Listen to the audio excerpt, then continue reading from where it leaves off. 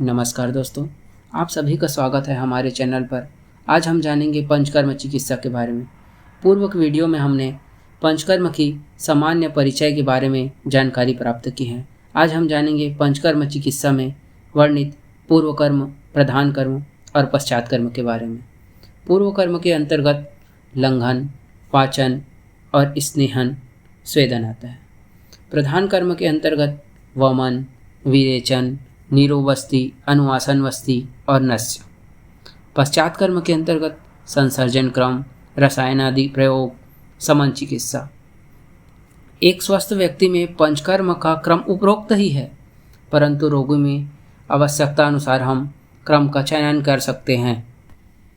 अब हम जानते हैं पंचकर्म चिकित्सा के महत्व के बारे में। दोषाः कदाचित् कुप्यन्ति, जीतः लंघनं पाचने, जीतः संशोधनीय तु न तेषा पुनरुद्भवः। चरक सूत्र स्थान 16वें अध्याय का 20वां नंबर का श्लोक। अर्थात समन चिकित्सा से साधित रोगों का पुनः पुनः शरीर से प्रादुर्भाव हो सकता है, परंतु संशोधन चिकित्सा द्वारा साधित व्याधियों का शरीर से समूल नाश होने से उनका पुनः पुनरावर्तन नहीं हो पाता।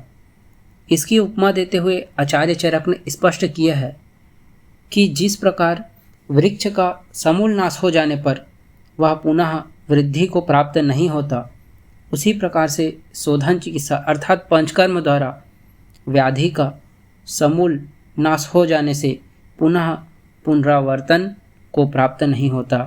रोगी को दीर्घकालीन लाभ प्राप्त होता है।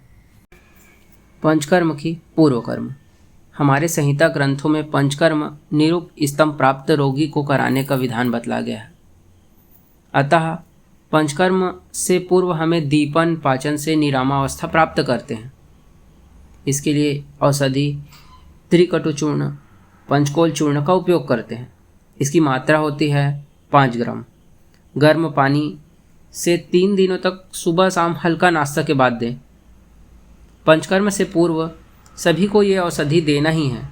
3 दिनों तक हल्का भोजन करें तो वह सुपाच्य हो।